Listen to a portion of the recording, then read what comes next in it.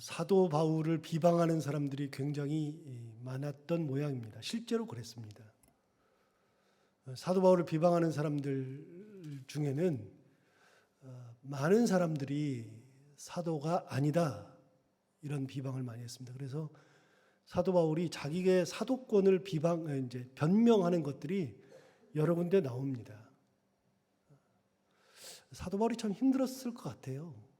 사실 자기가 사도라고 불림 받는 거, 그것 때문에 여러 말을 듣는 거 누가 좋아하겠습니까? 3절에 보면 이렇게 얘기해요. 나를 비판하는 자들에게 변명할 것이 이것이다. 그러면서 자기가 이제 변명하는 내용이 나옵니다. 나를 비판하는 자들이 있다. 사도 바울은 다른 비판보다도 특별히 사도라는 그 것에 대해서 굉장히 비판을 많이 받았습니다. 그러니까 자기가 끊임없이 사도임을 변명을 해야만 했었거든요.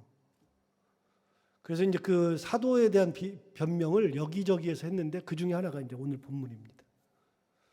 우리는 이제 지금은 저도 이제 입에 붙어가지고 그냥 사도 바울 그러는데 당대에는 사도 바울이 사도라고 해야 되느냐 말아야 되느냐 이게 굉장한 이슈였습니다. 그럼 진짜 사도 바울이 사도가 맞느냐? 사도가 되려면 두 가지가 충족돼야 된다고 제가 몇 번 말씀드렸습니다. 첫 번째는 예수님 당시에 예수님을 직접 봐야만 했었습니다. 예수님을 직접 봐야 합니다. 두 번째는 예수님을 보는 것으로 끝나는 게 아니라 예수님의 제자여야만 합니다. 제자들이 사도입니다. 여러분, 그 많은 사람들이 예수님을 봤거든요. 따라다녔거든요. 본 사람들뿐만 아니라 따라다니는 사람도 진짜 많은데요. 그런데 따라다녔다 그래서 전부 다 제자가 된 것이 아닙니다. 예수님께서 제자들을 선택하는 방법이 그 많은 무리 중에서 70명, 그리고 12명, 3명, 1명 이런 식이거든요. 70명도 제자 속에 들어갔지만 그 제자들은 참 제자가 아니고요. 12명이 참 제자였습니다. 왜 제가 70명 말씀드리냐면 우리 이미 마가복음에서 나왔잖아요. 예수님께서 전도 보낼 때 70명을 보내죠. 둘씩 짝지어서 70명을 보내잖아요. 그게 이제 제자의 범주에 들어갔던 사람들인데 그런 사람들도 사도라고 불리지 않았습니다. 12명만 사도였습니다. 예수님을 직접 보고 제자로서 3년간 예수님과 같이 있어야 되죠. 그래서 여러분 사도행전 1장에 보면 유다가 예수님을 팔고 나서 자살하고 난 다음에 12명 중에 한 명이 비었으니까 한 명을 다시 뽑을 때 거기를 보면 그 12명 중에 이제 12명 중에 한 명을 이렇게 선택할 때 기준이 사도행전 1장에 나옵니다. 예수님을 따라다녔던 사람, 그리고 예수님이 처음부터 지금까지 할 때 그와 같이 다니고 제자였던 사람 중에 한 명을 뽑았습니다. 두 사람을 천거했는데 그 두 사람이 누구냐면 70명 속에 들어가 있던 사람입니다. 그 중에 한 명을 뽑아서 12로 이렇게 데려왔죠. 사도는 그것이 충족돼야 되는데 사도 바울은 예수님을 직접 받는지 안 받는지는 모르겠지만 제자였던 적이 없습니다. 그러니까 많은 사람들이 이 사람은 제자가 아니잖아. 예수님과 3년 동안 동거동락을 하지 못했잖아. 어떻게 그런데 이 사람을 사도라고 불러? 유다 죽고 나서 마띠아가 제자 될 때도 사도가 될 때도 제자들이 하나님 앞에 기도한 다음에 2명을 천거해 놓고 기도한 다음에 제비를 뽑아서 사도로 만들었잖아요. 굉장히 중요한 거였거든요. 그렇게 해서 12명 속에 마띠아가 들어가가지고 12제자가 됐지만 어디 사도 바울은 그런 것도 없잖아요. 사도들이 모여가지고 사도로 하자 그랬어요? 그런 적도 없잖아요. 그런데 사도 그러니까 그것 때문에 굉장히 분란이 많았습니다. 그런데 사도 바울은 사도일 수밖에 없는 이유가 있습니다. 그 이유가 뭐냐? 예수님을 직접 만난 적이 있습니다. 다른 데서는 본 적이 있는지 없는지 모르겠지만 예수님을 만난 적이 어디 있냐면 사도행전 9장에서 다메섹 도상에 가다가 예수님을 만났어요. 예수님을 봤습니다. 두 번째, 예수님의 제자였던 적이 있느냐? 예, 그게 문제입니다. 3년간 동거동락한 적이 있느냐? 그게 문제입니다. 없잖아요. 없는데 한 군데 찾아볼까요? 갈라디아서 한번 찾아보겠습니다. 고린도 후서 다음에 바로 갈라디아서니까요. 제가 가진 성경으로는 302페이지.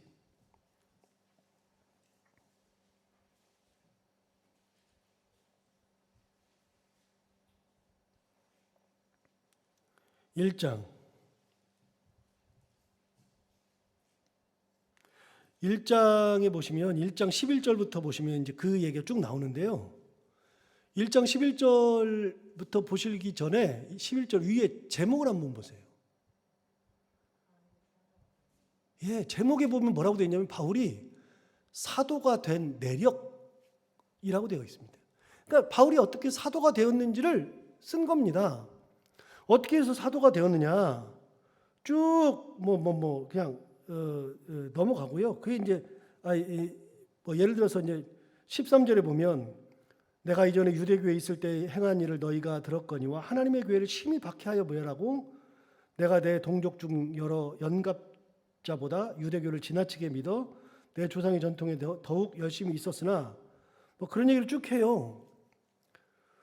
그 다음에 이제 16절 그의 아들을 이방에 전하기 위하여 그를 내 속에 나타내시기를 기뻐하셨을 때 그건 이제 다메섹 도상에서 만난 거거든요. 예수님을 그때에 내가 혈육과 의논하지 아니하고 예수님 만난 다음에 혈육과 의논하지 아니하고 17절 또 나보다 먼저 된 사도된 자들을 만나려고 예루살렘으로 가지 아니하고 다메섹에서 예루살렘으로 안 갔다는 겁니다. 근데 사도행전에서는 갔거든요. 예루살렘으로 바로 갔거든요. 그 얘기는 갈라디아서 얘기할 때 제가 상세하게 얘기하고요. 다르니까 사도행전 얘기하고 갈라디아서 얘기하고 다르니까 사도행전에서는 다메섹에서 만나고 난 다음에 도망가서 예루살렘으로 갔는데 갈라디아서에는 다메섹에서 예루살렘으로 안 갔대요. 안 갔대요. 이제 그 얘기는 나중에 갈라디아서 할 때 하고요. 17절 다시 보시면 또 나보다 먼저 된 자들을 만나려고 예루살렘으로 가지 아니하고 아라비아로 갔다가 다시 다메섹으로 돌아갔대요. 아라비아가 어디입니까? 사우디아라비아. 예루살렘과는 이제 그 다메섹에서 쭉 내려오면 이제 제 기준으로 왼쪽으로 내려오면 예루살렘이고요. 거기서 쭉 내려서 오른쪽으로 끝으로 내려가면 사우디아라비아 그 반도 있죠. 사우디아라비아로 아라비아 쪽으로 내려간 거예요. 그러니까 예루살렘과는 아무 상관없는 아라비아 광야 사막으로 간 겁니다. 그런데 3년 거기서 어떻게 됐냐? 18절을 볼까요? 중요한 얘기랍니다. 그 후 3년 만에 내가 게바를 방문하려고 예루살렘에 올라가서 그와 함께 15일을 머물렀다. 그러니까 예수님을 만나고 난 다음에 3년간 어디가 있었다? 아라비아가 있었어요. 사막에 가 있었어요. 그러니까 사도 바울은 예수님을 만나고 난 다음에 3년간 아라비아를 가가지고서 그 사막에서 혼자 지냈어요. 혼자 지내면서 뭐하러 혼자 지내요? 거기에서 사막에서 하나님과 동행하고 예수님과 동행했단 말이죠. 그래서 그 3년간은 하나님 앞에 예수님 앞에 특별 과외를 받은 거죠. 3년간 거기서 하나님의 은혜를 충만히 입고 거기서 말씀을 듣고 깨우치고 예수 그리스도를 전하게 되는 근거가 된 것이 아라비아 3년 생활입니다. 여러분 광야 사막에서 뭔 3년씩이나 있을까 싶잖아요. 우리 이제 잘 안 가는데 저 같은 경우는 이제 많이 갔는데 이제 이집트에도 수도원이 있고요. 수도원들이 많이 있고요. 터키에도 있고요. 그리스도 있고요. 이탈리아도 있고요. 많은데 수도원인데 이탈리아나 스위스나 이런 데도 수도원 많은데 그런 데 말고요. 진짜 사막에 있는 수도원들. 그런 수도원이 이집트에 가면 있고요. 또 이스라엘에도 있어요. 여리고 근처에. 그 사막에 가보면 제가 그걸 찾으려고 지도를 보고서요.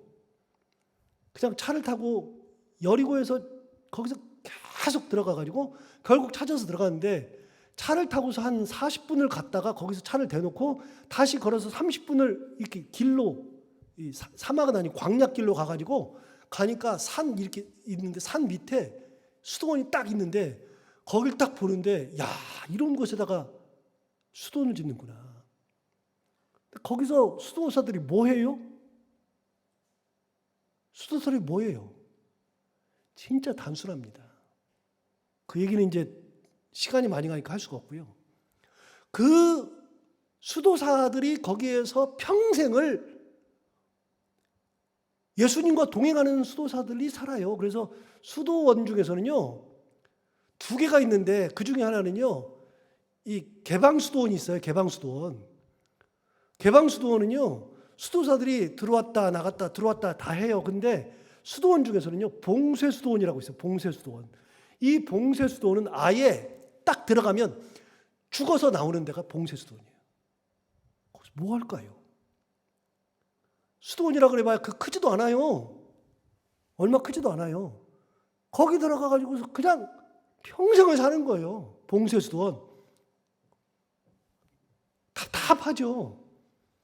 그런데 그렇게 답답한 곳에서 살 수 있는 근거가 뭐냐? 예수님과 동행하거든요. 제가 거기서 하룻밤 자보려고 그러다가 못 잤는데 이제 기회가 되면 한번 자보려고 하는데 진짜 답답한 곳에서 그들이 살아가는 이유는 딱 하나입니다. 주님과 동행하는 거. 그런데 사도 바울이 3년간 어디 갔었다고요? 오늘 이제 배웠어요. 어디요? 아라비아. 잘 기억이 안 나면 사우디아라비아를 기억하면 돼요. 아라비아를 가가지고 3년간 있었어요. 사막에서 혼자. 거기서 주님을 만났다.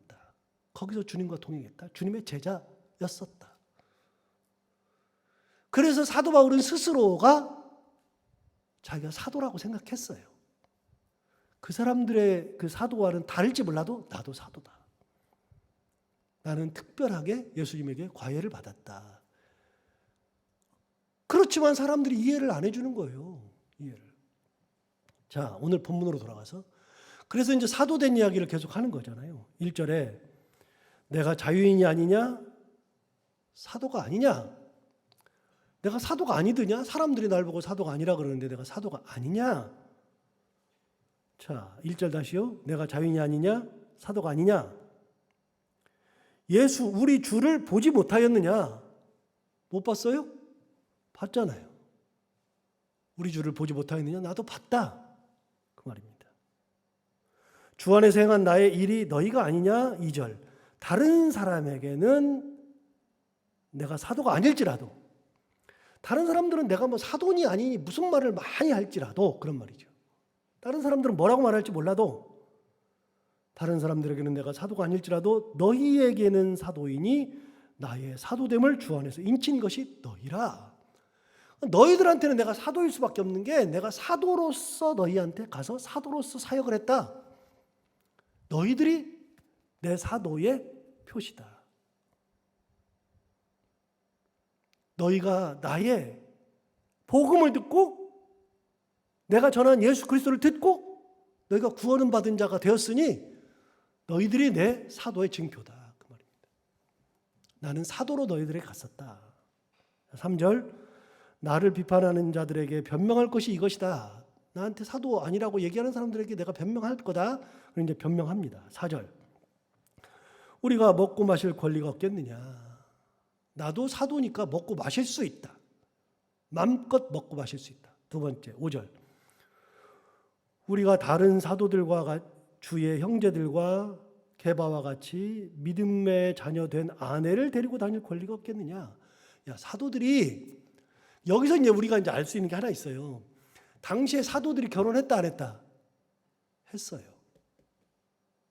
다 결혼했어요. 그리고 전도 여행을 다닐 때 아내랑 같이 다녔을까요? 안 다녔을까요? 다녔어요. 같이 다녔어요. 지금 캐톨릭에서 천주교에서 사제들이 결혼 안 하잖아요. 결혼하면 안 된다 그러잖아요. 그리고 교황도 결혼 안 하잖아요. 그런데 놀랍게도 카톨릭 교회의 천주교의 1대 교황이 누구라고요? 베드로라고요. 베드로 결혼했어요, 안 했어요? 했죠. 베드로 장모 아파가지고 예수님 고쳐준 적도 있잖아요. 그러니까 베드로도 결혼을 했어요. 여기 나오잖아요. 5절을 보세요. 우리가 다른 사도들처럼, 주의 형제들처럼, 게바처럼 믿음의 자매된 아내를 데리고 다닐 권리가 없겠느냐. 그러니까 베드로도 어디 갈 때 부인을 데리고 다녔어요. 부인을. 사도들이 다닐 때 부인을 데리고 다녔어요. 처음 듣는 얘기일지 모르지만 그랬어요. 여기 본문에 나오잖아요. 그러니까 나도 결혼해가지고서 부인을 데리고 다닐 권리도 나한테 있다. 나도 그럴 수 있다. 나도 사도들처럼 먹고 마실 권리도 있고 부인을 데리고 다닐 권리도 있고 다 있다. 나도. 6절 볼까요? 어찌 나와 바나바만 일하지 아니할 권리가 없겠느냐? 굉장히 말을 꼬아놨어요. 근데 간단한 겁니다. 이겁니다. 어찌 나와 바나바만 일해서 먹고 살아야 되냐? 내가 복음을 전하면 복음을 전했으니까 그 사람들이 나한테 살해도 해주고 살도록 해주고 그럴 수 있는데 왜 나만 바나바만 일하면서 돈 벌어가지고 우리가 복음을 전해야 되겠냐? 나도 그럴 수 있다. 나도 그냥 복음만 전하고 먹고 살게끔 해주면 그걸 받아서 먹고 내가 생활비로 쓰고 이것도 다 받아 쓸 수 있다. 근데 우리만 뭐 일해야 되냐? 우리만 그 자매 없이 그냥 막 다녀야 되냐? 우리만 먹고 마시는 거 안 되냐? 우리도 다 할 수 있다. 나도 다 할 수 있다.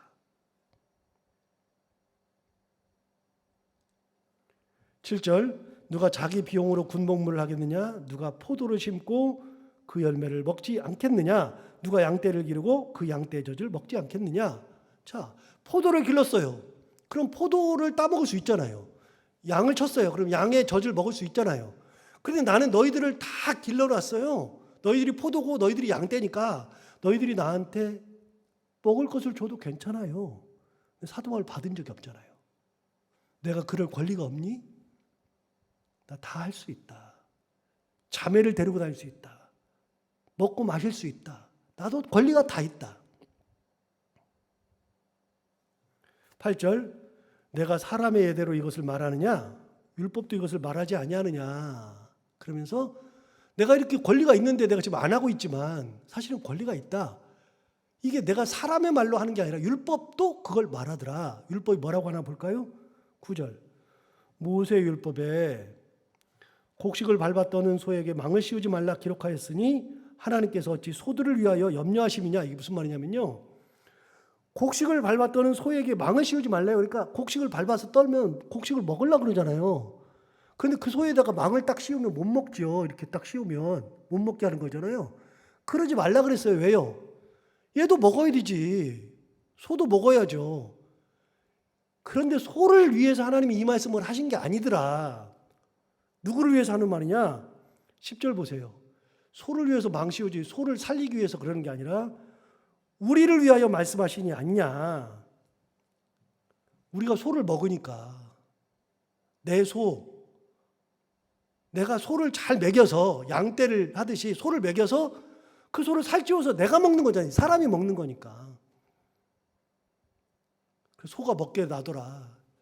농사 지은 사람은 농사 지은 걸 먹을 수 있고 소 키우는 사람은 소 먹을 수 있고 양 기르는 사람은 양을 먹을 수도 있고 다 먹을 수 있다.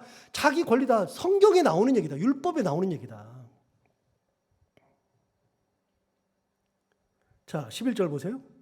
우리가 너희에게 신령한 것을 뿌렸은즉 너희의 육적인 것을 거두기로 과하다 하겠느냐? 너희에게 우리가 신령한 것을 뿌렸어. 너희들이 그래서 예수를 믿었어요.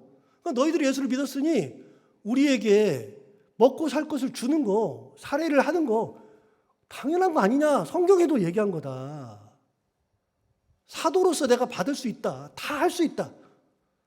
너희들한테 받아 쓸 수 있고 자매도 데리고 다닐 수도 있고 먹고 마실 수도 있고 나는 다 할 수 있다. 다 할 수 있다. 12절 다른 이들도 너희에게 이런 권리를 가졌거든 하물며 우리일까 보냐. 여러분 사도 바울은 자비량 했다 그랬습니다. 자비량. 그죠? 사도 바울은 자비량인데요. 사도 바울 말고 그 외의 사도들은 자비량 한 적이 없어요. 그 외의 사도들은요, 가서 복음을 전하고 거기에 교회가 서고 성도들이 생기면 그 사람들이 사도들을 공양했어요. 사도들을 먹고 살게 하고 사도들이 살 길을 주고 다 했어요. 사도 바울만 자비량을 했어요. 그러니까 복음 전하는 사람은 자비량을 해야 된다. 그거는요, 사도 바울만 그런 거고요. 다른 경우는 그런 경우가 없어요. 전부 다 그 교회 성도들이 사도들을 먹이 살렸어요. 그래야죠. 복음을 전했으니까. 자, 12절 다시 봐요. 다른 이들도 너희에게 이런 권리를 가졌는데 하물며 우리일까 보냐. 우리도 당연히 그럴 수 있다. 그런데 12절 계속해서 보시면 그러나 우리가 이 권리를 쓰지 아니하고 범사에 참는 것은 그리스도의 복음에 아무 장애가 없게 하려 함이로다. 그러니까 그런데도 사도 바울은 그 권리를 쓰지 않았어요. 그게 당연한 건데 안 한 거예요. 여러분, 사도 바울이 자비랑 안 한다 그래서 욕할 수 없어요. 당연한 거예요. 다른 사도들 다 했어요. 복음을 전했으니까. 그러니까 그렇게 했는데 이 권리가 당연한 건데 우리가 이 권리를 쓰지 않았다. 아는 이유가 뭐냐? 이 권리를 쓰지 않은 이유는 혹여라도 그럼 쓰지도 않으면서 범사에 참고 혼자 애쓰고 막 돈 벌고 낮에는 복음 전하고 밤에는 막 돈 벌려고 애쓰고 일하고 그러면서 참으면서 했던 이유가 뭐냐? 그리스도의 복음에 아무 장애가 없게 하려고. 혹여라도 사람들이 지가 뭔데 그런 소리 들을까 봐. 예수 전하고서 지가 돈 받아 처먹내라고 할까 봐. 지장이 생길까 봐 권리마저도 포기했어요. 자매를 데리고 다니는 것도 포기했어요. 먹고 마시는 것도 즐기는 것도 포기했어요. 사도 바울 진짜 대단한 사람입니다. 정말 대단한 사람. 절대로 못합니다. 저는. 불가능한 얘기입니다. 그런데 핵심이 있습니다. 뭐냐? 12절 중간부터 다시 읽어보시면 그러나 우리가 이 권리를 쓰지 아니하고 범사에 참는 것은 그리스도의 복음에 아무 장애가 없게 하려고. 뭐 때문에요? 복음 때문에. 그리스도 때문에. 내가 혹시 그러다가 내가 욕먹는 게 아니라 주님이 욕먹을까 봐. 복음이 전파되지 않을까 봐. 그것 때문에 노심초사하면서 복음을 전하기 위하여서 자기 권리마저도 포기했던 사람이 사도 바울이죠. 사도로서 누릴 수 있는 것이 다 있는데 사도로서의 것도 다 포기한 사도. 사도의 권리도 포기한 사도. 그들이 우리를 비방하는데 야, 나는 사도이면서도 다 포기한 사도야. 이렇게 얘기하는 거예요. 자, 13절 볼까요? 이제 반복을 다시 해주는데 설명을 다시 해주는 겁니다. 13절 보시면 성전의 일을 하는 이들은 성전에서 나는 것을 먹죠. 당연하죠. 성전에서 일하는 이들은 성전에서 나는 것을 먹고 제단에서 섬기는 이들은 제단과 함께 나누는 것을 너희가 알지 못하느냐? 그러니까 성전에서 일하면 성전에서 나는 것을 먹고요. 제단에서 일하면 제단에서 나는 걸 먹어요. 구약 성경에 여러분 제물로 바친 것 중에 번제 말고 번제는 하나님께 태워 드리고요. 거제 요제가 있어요. 거제 요제 막 들었다 내리고 뭐 뒷다리 이런 것들. 그다음에 제물 드리고 남는 것들. 그다음에 이제 무교병 이렇게 하나님 진설병 하나님 앞에 그 일주일 동안 떡을 갖다가 놔두고 제단에 놔두고 일주일 있으면 묵은 떡이 되니까 묵은 떡은 빼고 이제 새로운 떡을 갖다가 넣고 그러면 묵은 떡은 어떻게 해요? 버리는 게 아니라 그 묵은 떡은 다 누구 거예요? 제사장 거예요. 제사를 드리고 남은 뒷다리, 허벅지 이런 살들 그런 살들은 번제로 태워드리는 거 말고 드리고 남는 것들은 다 누구 거예요? 제사장이 먹는 거예요. 하나님 거를 나눠 먹는 거예요. 그게. 그러니까 성전에서 일하는 사람들이 먹는 근거는요, 사람의 것을 먹는 게 아니라, 사람이 바쳤지만 사람의 것을 먹는 게 아니라 하나님께 바친 것을 하나님께서 주시는 거예요. 내 건데 너한테 주는 거야. 그러니까 제가 이제 사례비를 받는 기준도 그런 거예요. 그것도 성도들이 저를 먹여 살리는 것은 1차원적인 거고요. 성도들이 헌금해서 하나님 앞에 바친 것을 하나님께서 내게 주시는 거니까 하나님의 것을 제가 받는 거거든요. 성전에 일하는 사람은 성전의 것을 먹고, 제사장에 제단에서 일하는 사람들은 제단의 것을 먹는 것이 당연한 거예요. 이게 당연한 거. 부끄러울 것도 없고 당연한 권리예요. 성경에 나오는 거죠. 그 얘기하는 거죠. 13절에. 14절. 이와 같이 주께서도 복음 전하는 자들이 복음으로 말미암아 살리라 명하셨느니라. 복음 전했으면 복음 전하고 받아먹는 건 괜찮은 거예요. 그거는. 15절. 그러나 내가 이것을 하나도 쓰지 않았어요. 한 번도 내가 그렇게 한 적이 없어요. 또 이 말을 쓰는 이유는, 내가 이렇게 안 했다, 그 말을 쓰는 이유는 내게 이같이 하여 달라는 것이 아니래요. 야, 이제부터라도 나한테 해? 그것도 아니야. 쓴 적도 없고 받아본 적도 없고. 그런데 내가 이 말을 쓰니까 너희들이 이제 이걸 듣고 나서, 아 그러네, 한 번도 안 받았네, 당연히 드려야 되는데, 그걸 해달라고 하는 것도 아니래요. 그럼 뭐 하는 거냐? 15절 뒤쪽 보세요. 내가 차라리 죽을지언정 누구든지 내 자랑하는 것을 헛된 대로 돌리지 못하게 하리라. 내가 이렇게 하는 거, 내가 뭐 과시하려고 하는 거, 야 과시하네, 에이 그렇지 죽을지언정 그렇게 헛된 대로 돌리지 않으려고, 복음에 누가 되지 않으려고 사도 바울이 그렇게 얘기한 거예요. 내가 사도지만 나는 사도의 길을 포기한 사람이다. 사도의 권리마저도 포기했다. 왜? 딱 하나 때문에. 그리스도의 복음. 복음 때문에 포기한 거예요. 사도 바울과 같은 사람이 지금 어디 있어요? 없어요. 대단한 분이에요. 그는 하나의 목숨을 건 거예요. 그리스도의 복음. 그것 때문에. 그러니까 사람들이 뭐라 그래도 사도 바울의 마음 중심에는 그리스도의 복음. 나는 다 포기해도 괜찮아. 안 받아도 괜찮아. 더 안 해줘도 괜찮아. 나는 복음 하나 있어. 그렇게 살았던 사도 바울. 그 사도 바울이 갔던 길을 똑같이 갈 수는 없어도 우리도 그리스도의 복음, 예수 그리스도 바라보면서 은혜 가운데 살아가는 저희 모두가 다 되기를 바랍니다. 기도하겠습니다. 하나님 아버지, 사도 바울을 보면 정말로 대단합니다. 사도냐 아니냐 그것 때문에 정말 많이 괴로움도 당했고, 사도가 아니라는 비방도 많이 들었고, 그랬을 때 괴롭고 답답한 것이 많았는데, 그럼에도 불구하고 묵묵히 복음을 전하면서 오늘 변명하는 것을 들어보니 사도이면서 사도이기를 포기하고 사도의 권리마저도 포기하면서까지 그리스도의 복음을 위하여서 힘쓰며 살았던 사도 바울. 우리가 그렇게 될 수는 없다 할지라도 그 사도 바울을 바라보며 우리도 그리스도의 복음을 위하여 살고 예수 그리스도를 의지하며 살며 주님의 은혜 가운데 살아가는 저희들 모두가 다 되게 하여 주옵시고, 사도 바울과 같은 심정으로 살아갈 수 있는 그런 영성이 저희들에게 또한 있게 하여 주옵소서. 하나님 아버지, 오늘도 하루를 살아갈 때 이 말씀을 기억하며 살게 하여 주옵시고, 해야 되는 것들을 기쁨으로 잘 감당하고 만나는 이들과 함께 웃고 행복한 하루가 되게 하여 주옵소서. 예수님 이름으로 기도하옵나이다.